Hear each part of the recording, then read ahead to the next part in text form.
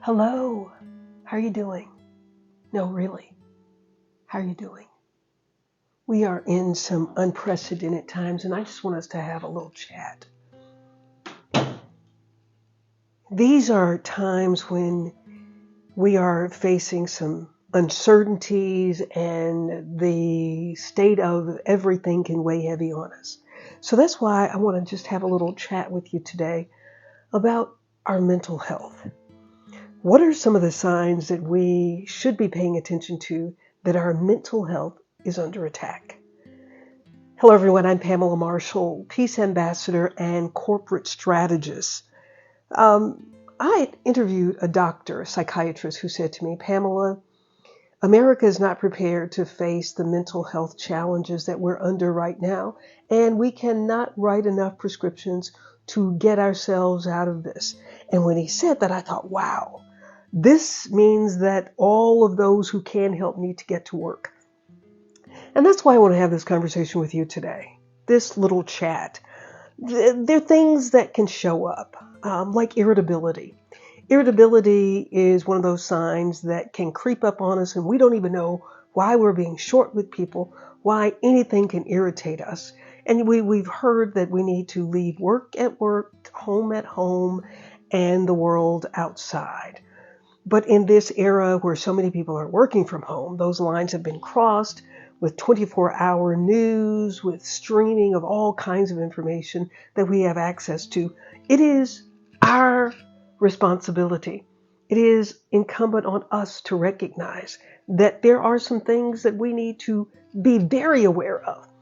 My little grandson is here with us, and I was on deadline, and I was working, and he was calling my name, Beanie, Beanie, Beanie. He calls me Beanie instead of grandmother. In that moment, irritability wanted to say, stop calling my name. But instead, I elected to see the good in that. And that's what I invite you to do when you start to feel irritated. I want you to pause and then think about, there's some good in this. There is a thought process that until we see God in all, we don't see God at all. So with my little BJ calling my name, I elected to think about what a blessing it is that he is a robust little boy and he can call my name. And then what a blessing it is that I can still hear. I decided to look for the good. And then I invited him, come over, BJ. I want you to take a moment because he has practiced mindfulness with me. Take an inhale, and I invite you to join me as well. Just an inhale and exhale. That is free, no side effects, and we all can take a pause and enjoy the blessings of the inhale whenever we start to feel irritability. Number 2 sign that we are experiencing some stress and our mindfulness is under attack is our sleep pattern. We may have trouble falling asleep. We may have trouble staying asleep because of racing thoughts, a medical term called rumination. The loop of thinking about the same thing over and over again. Well, if it happened in the past, it's where it ought to be. And let me let you in on a little secret. You cannot buy a round trip ticket to the past and change anything. Enjoy the present moment. Enjoy that you survived it and you're here. And you have an opportunity to learn from that, find the good in it. And whatsoever things are good, whatsoever things are pure, think on those things. The thoughts belong to us, and we have the opportunity to change our thoughts. And if you're going to be worried about the future, it doesn't add to it, right? So if you're going to be thinking about the future, rather than creating a horror flick that Stephen King couldn't even write, use your imagination to think about something positive, about a good outcome. And then also, as these thoughts are with us, that these negative thoughts, I'm going to invite you to write them down.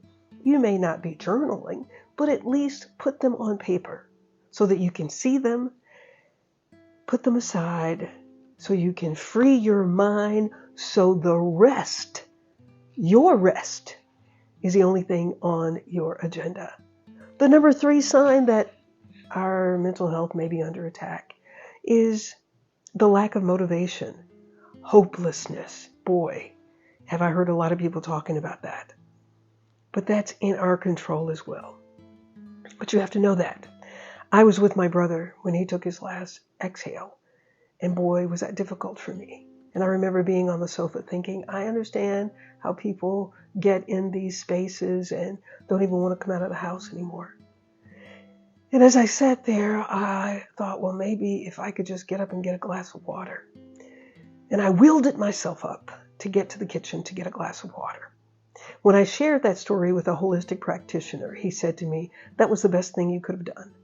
Because we don't realize that our brains can be dehydrated. We may be feeling hopeless. We may be having some depression. And it may be that we need to hydrate. So what I invite you to do, have some water, H2O, not other stuff in the water, just plain water. And then maybe go take a bath. The soothing water on our bodies, or a shower. The sound of the water running over our bodies. And as the water is going down the drain, I invite you to let those negative thoughts drift down the drain into the sea of forgetfulness, the sewage of forgetfulness. I want you to be mindful. I want you to think about what you're thinking about. If you're being irritated, if you're easily irritated, if you're having trouble staying asleep or falling asleep. My mother would say sometimes that she would get up and read her Bible to help her fall asleep, go back to sleep. Sometimes when I'm reading to BJ, I start to fall asleep while I'm reading to him. Guess what? That means it's time for both of us to go to sleep. Sleep is critical.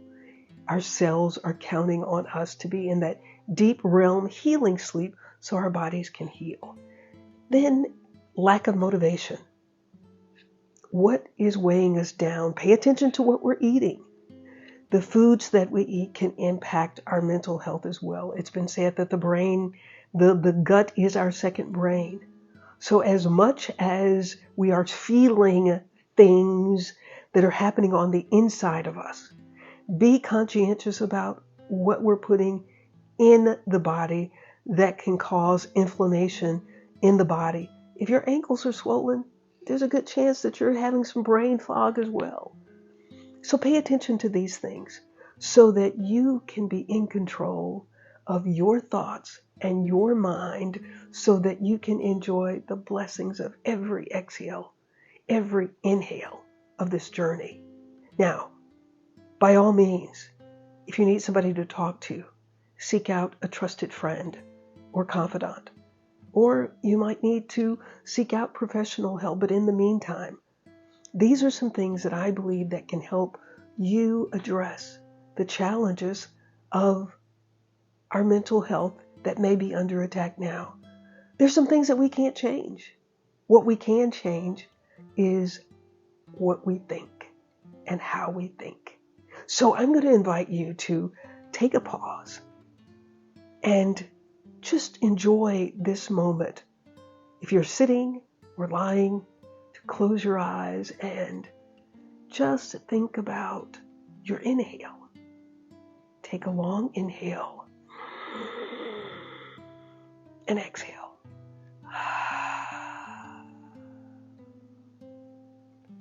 Do that as many times as you need. And as you're exhaling, release all the negative thoughts that cause the challenges that can impact the beauty of this journey. They're your thoughts. Make them good ones. Thank you for joining us for Chat with Pamela.